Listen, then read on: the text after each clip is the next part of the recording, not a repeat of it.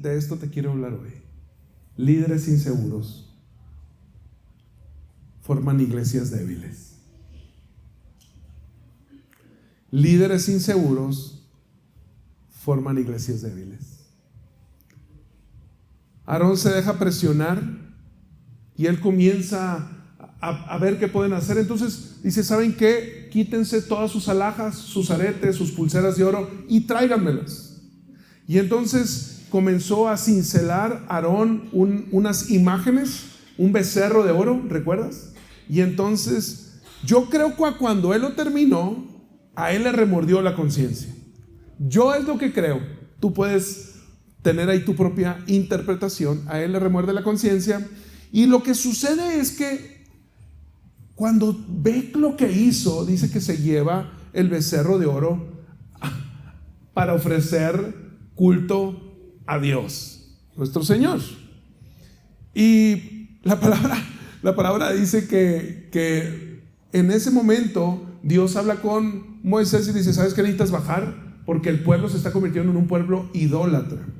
Y una de las cosas que yo mencionaba el domingo es que quizá la idolatría a veces no la vemos de una forma tan práctica, la vemos muy lejana. Yo no tengo ídolos, yo ya no tengo imágenes, yo no adoro. Y quizá es correcto, a lo mejor está bien, no tienes ningún ídolo, a lo mejor ya no tienes un colegio, ¿verdad? Quizás está bien y te entiendo.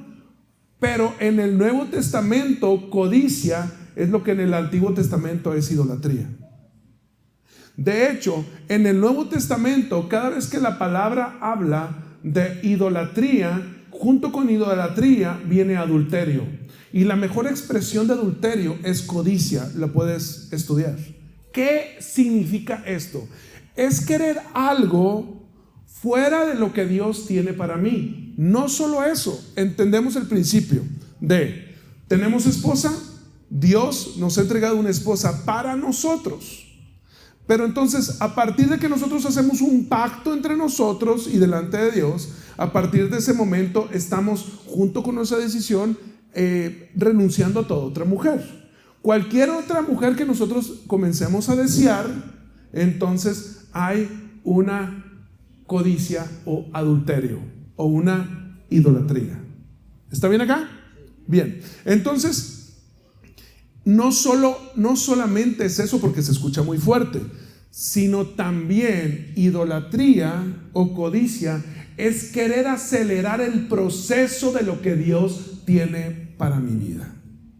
No solamente es querer lo que no ha sido diseñado para mí, sino quizá querer algo que sí fue diseñado para mí, pero quererlo fuera de su tiempo.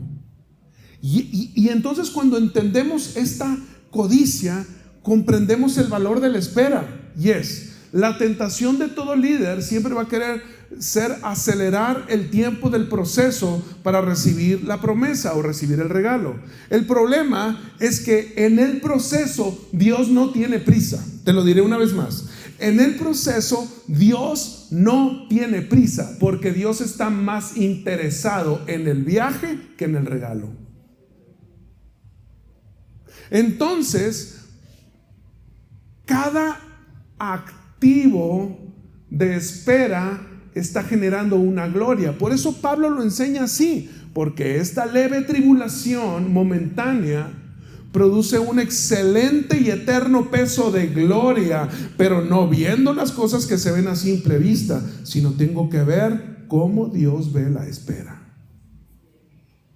Entonces, la espera nos madura, la espera nos transforma, la espera nos hace mejores hombres, la espera nos forma más a Cristo en nosotros. Pero esto no sucede sin que antes la espera saque a flote cosas que están en lo profundo en nuestro corazón que no sabíamos que existían.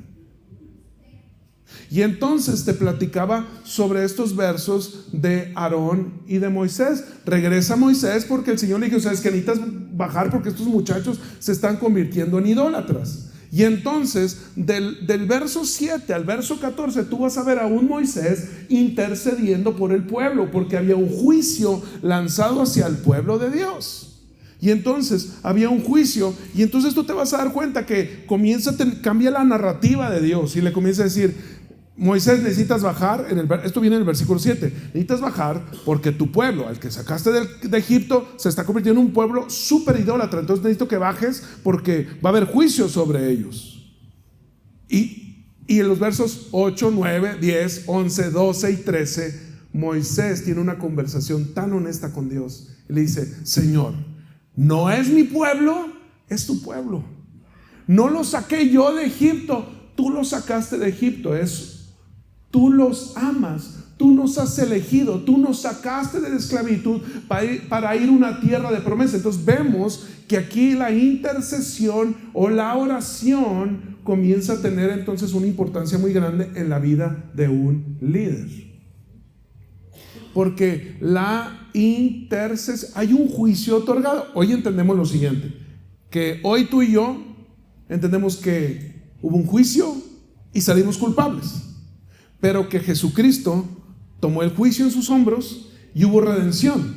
Entonces tú y yo hemos sido librados de la paga del pecado, que era la muerte, gracias al sacrificio de Jesucristo en la cruz del Calvario. Bien, pero el problema es que ha habido una consecuencia trazada. Ha habido una consecuencia trazada. Entonces la intercesión genera un poder transformador en la vida del creyente para que la espera comience a hacer que floten cosas que no se ven a simple vista. ¿Se está entendiendo? La intercesión, la oración, la conversación con Dios comienza a hacer que floten cosas que no sabía que existían. Porque ¿qué quiere hacer Dios? Dios quiere que yo las vea porque no son visibles. Y yo no puedo reconocer lo que no veo, porque se vuelve muy abstracto. Todo el mundo le puede hacer esta oración a Dios: que se haga tu voluntad. ¿Y cuál voluntad? Es como cuando le dices, y no tiene que ver, es como cuando le dices a alguien: perdóname si te ofendí. Entonces, ¿para qué pides perdón si no estás seguro de haber ofendido? Voy a un punto. El punto es el siguiente, que entonces la oración deja de ser abstracta y comienza a ser muy objetiva en el momento donde yo tengo una intercesión, porque la intercesión va a hacer que floten cosas que yo no veía a simple vista, de mi corazón, de mi carácter, de mi entendimiento, que yo necesito verlas para después reconocerlas. Pero una vez que yo las reconozco, yo las declaro delante de Dios y digo: Dios, yo soy súper enojón y necesito que tú me cambies. Y una vez que yo lo reconozco y lo confieso, ¿qué es confesión? Confesión no es darle órdenes a Dios, sino confesión, la palabra confesión me conecta a la voluntad de Dios. Todo lo que no confieso no conecta con la voluntad de Dios. Entonces yo lo declaro, conecto con la voluntad de Dios, y entonces el reino se comienza a mover y Dios me da la gracia para que yo comience a cambiar. Y entonces igual, yo intercedo por mis hijos, intercedo por mi esposa, intercedo por los discípulos, intercedo por la iglesia, y por eso son los equipos de intercesión. Y no es como: y Señor, y te pedimos que los liberes del juicio, porque somos pecadores, por mi culpa. No se trata de eso. Se trata de que nosotros digamos: Señor, reconocemos delante de ti que nuestro liderazgo como papás de familia no ha sido el mejor liderazgo y necesitamos cambiar. He sido así. Hoy la espera me ha traído algo que no había a simple vista, y hoy oro por eso. Me pongo de acuerdo contigo porque sé que viene tu gracia para que yo comience a cambiar. Después les hablé de un segundo verso. Este segundo verso que les hablé está hablando de Saúl, y es un momento igual de debilidad en el liderazgo. Esto viene en 1 Samuel 13 del 8 al 12 y te platicaba que el pueblo de Israel estaba superado en número, la gente estaba lista para ir atrás de ellos y dice que los militares se estaban escondiendo, unos en cuevas, unos en zanjas, otros atrás de árboles, y es súper textual y directo en los momentos que ellos están escondiéndose. Pero no solamente eso, sino que Saúl tenía unos cuantos que eran principales del ejército, y entonces esos estaban amenazando con desbandarse. Estaban diciendo: mira, si tú ya no nos dices, estamos a punto de morir. Le dice: y ni siquiera has hecho sacrificio a Dios para que Él nos diga hacia dónde vamos a ir. Nuevamente el líder está esperando una dirección de parte de Dios. La dirección no ha cambiado. Ahora, corte B, estaba Saúl esperando a que Samuel regresara. Samuel le había dicho: yo voy a regresar en 7 días. Tranquilo, pero ya habían pasado más de 7 días, no había regresado, y entonces él se está desesperando. ¿Alguna vez te has sentido tremendamente desesperado de que alguien te dijo que te iba a hablar y no te habló? Alguien te dijo que te iba a pagar algo que te debía y no te pagó. Alguien te dijo que te iba a abrazar y no te abrazó. Alguien te dijo que, como los niños, ¿no? Cuando les dices: te voy a comprar un juguete el martes, y estás esperando, ya es martes y no está llegando el juguete. ¿Alguna vez te has sentido así? Y Saúl está preocupado, y entonces dice la palabra en los versos que él ofrece sacrificio. Cuando el profeta llega, dijo: ¿qué hiciste?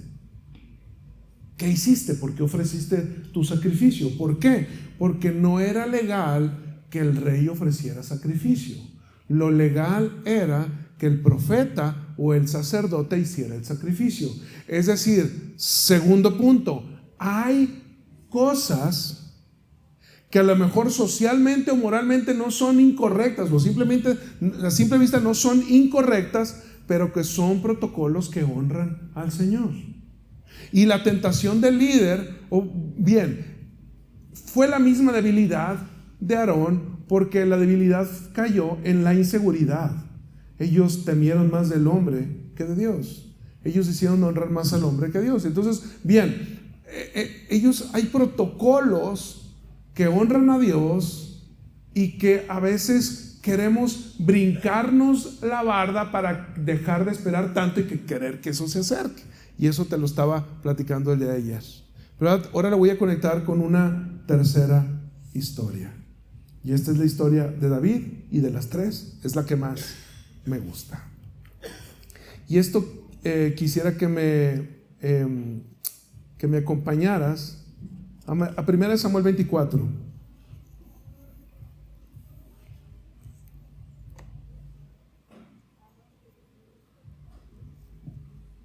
1 Samuel 24, vamos a leer los versículos del 3 al 6.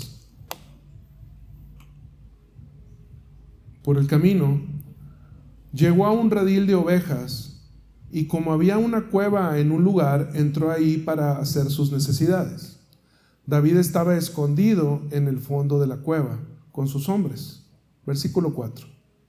Y estos le dijeron: en verdad, hoy se cumple la promesa que te hizo el Señor, cuando te dijo: yo te pondré a tu enemigo en tus manos, para que hagas con él lo que mejor te parezca. David se levantó y, sin hacer ruido, cortó el borde del manto de Saúl. Versículo 5. Pero le remordió la conciencia por lo que había hecho. Versículo 6. Y les dijo a sus hombres: que el Señor me libre de hacerle al rey lo que ustedes sugieren. No puedo alzar la mano contra él, porque él es el ungido del Señor. De modo que David contuvo a sus hombres y no se les permitió que atacaran a Saúl. Se llevó un pedacito del manto de Saúl y después le dijo: tuve oportunidad de matarte y no lo hice. ¿Conoces la historia? Bien. Hemos visto 2 ejemplos de 2 líderes que se dejaron presionar y cometieron un error. Y hoy les quiero dar el ejemplo del líder que no se dejó presionar, que estuvo a punto de cometer un error. Bien, David había sido ungido como rey, ordenado. El profeta ya había declarado: Su copa ya estaba rebosando. Desde que fue ungido hasta que él tomó el reinado, según los historiadores, al parecer pasaron por lo menos 13 años. Bastante retraso, ¿no? Mucha espera.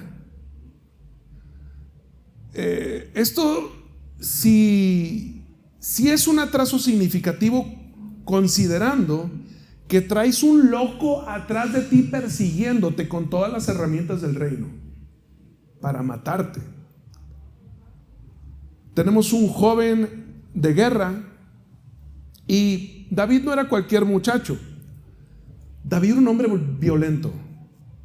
De hecho, la palabra menciona que no se le permitió a él construir el primer templo porque sus manos estaban llenas de sangre.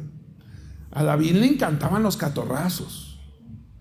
No le tenía miedo a nada ni a nadie, fuera oso, león o filisteo. A él no le temblaba la mano para tomar decisiones, y cualquier situación en la cual sentía que estaba siendo amenazado el pueblo de Dios, él siempre tenía por delante el corazón para dar la vida por los suyos. David era un hombre violento.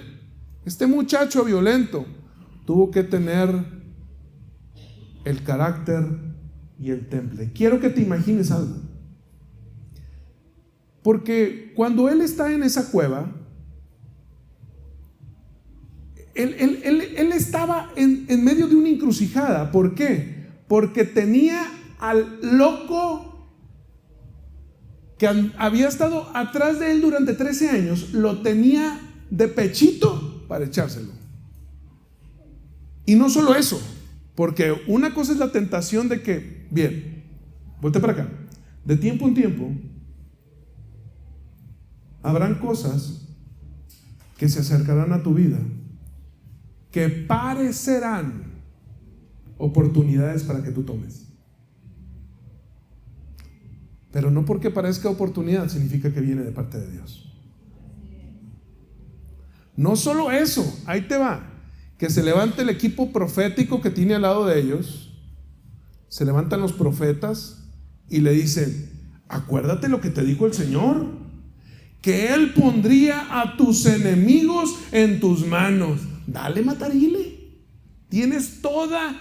Nosotros como siervos de Dios te damos ojo, no todo lo que te dicen que viene de Dios significa que viene de parte de Dios. Aunque te reciten versos, el diablo se sabe la Biblia y también la declara. La declaró con Jesús en el desierto. ¿Te acuerdas? Él mandará a sus ángeles, ahí dice. Bien. Segundo. Ahora, tercero. Si no triunfó la primera, que él era un hombre que le encantaban los catorrazos, no triunfó la segunda, entonces hay un tercero. ¿Cuál es el tercero? La presión social.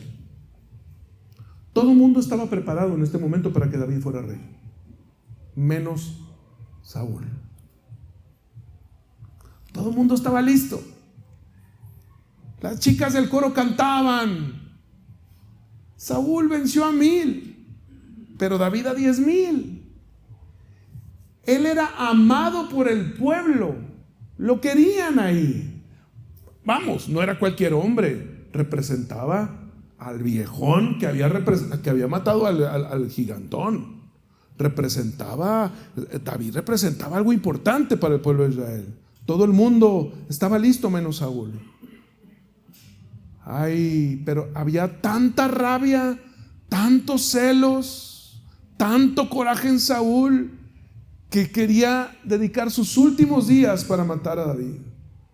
Y esto se convirtió en 13 largos años de persecución, de temores y de andar corriendo de aquí para allá. Y ahora tiene la oportunidad. Y de repente tenemos el verso, ¿no?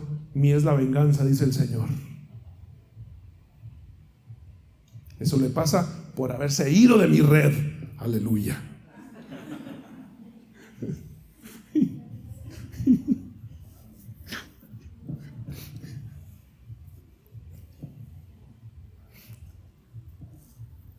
Y el que se mete conmigo, la va a ir mal, porque soy un hijo de Dios.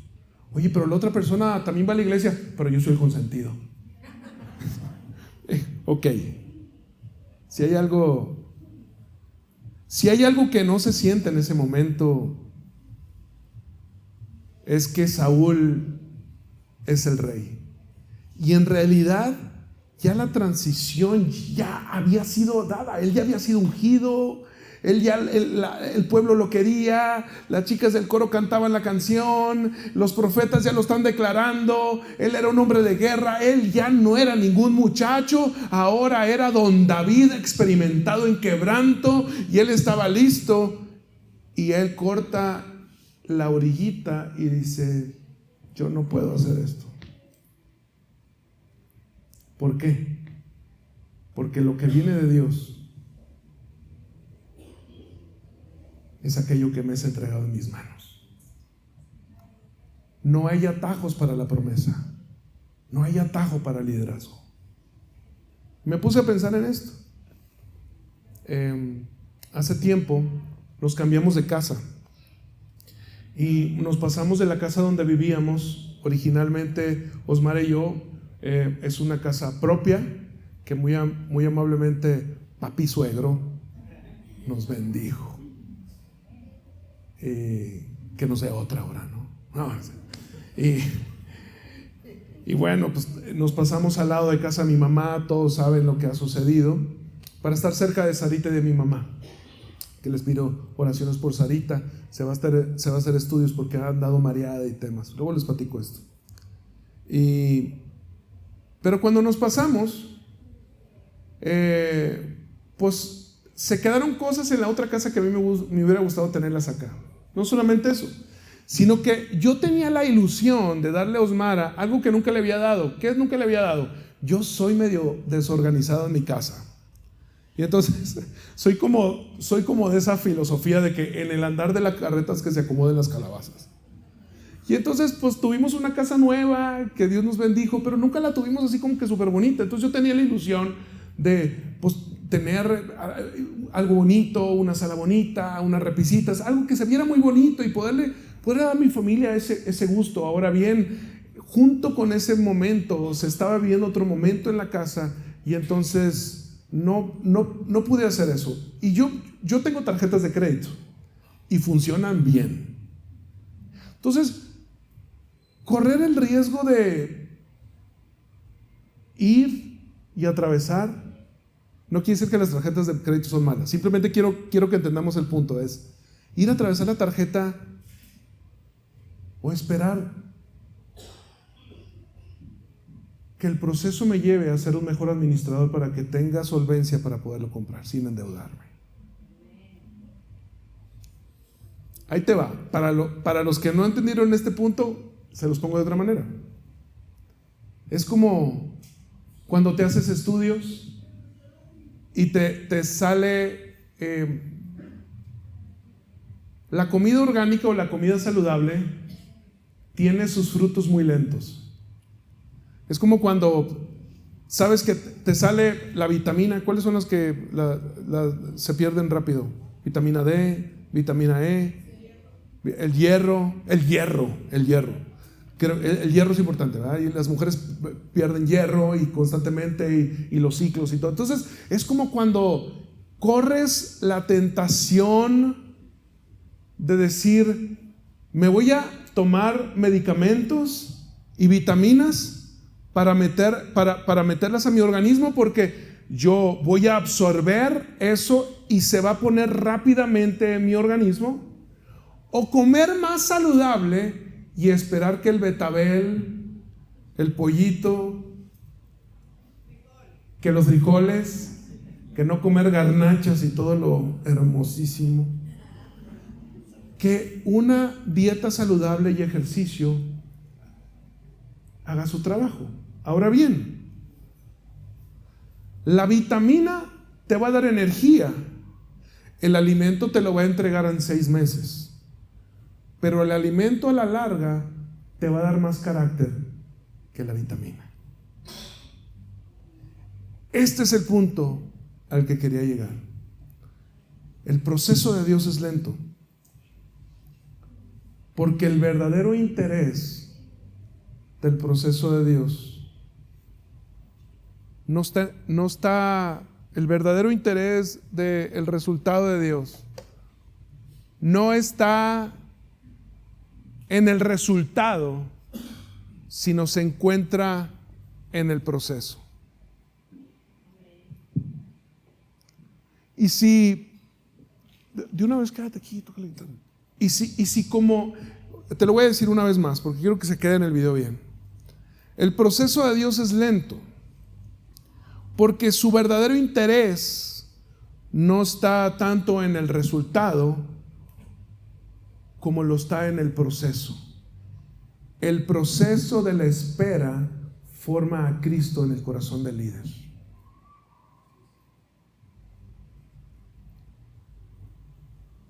Y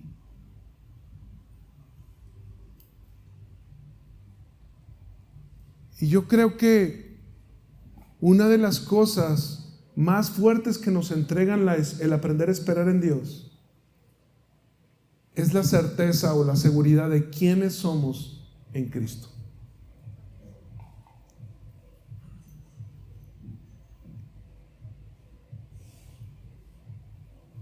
Escucha bien. Tu equipo de discipulado no determina quién eres en Cristo. Dios determina quién eres.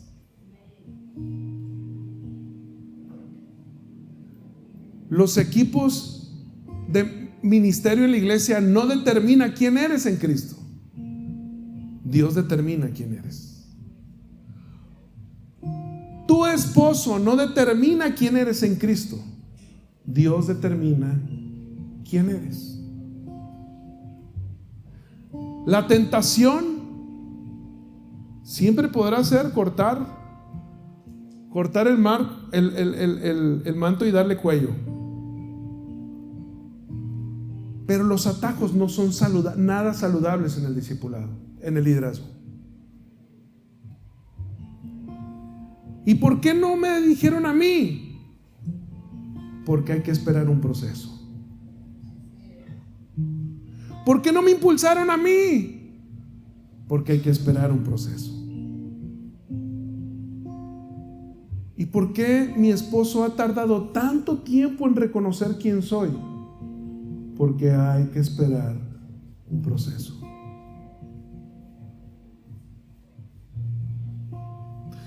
Mientras que estemos dándole a las personas la oportunidad de presionarnos, vamos a dejar ir la bendición que hay en la espera. La espera es preciosa, porque dice la palabra, pero los que esperan en Jehová, nuevas fuerzas tendrán, volarán con poder como las águilas. ¿Qué dice después? Me encanta. Dice, correrán y no se cansarán, caminarán y no se fatigarán. ¿Sabes que este verso está hablando de las tres etapas del ser humano? Niños, adultos y ancianos, pero los que esperan en Jehová. Dios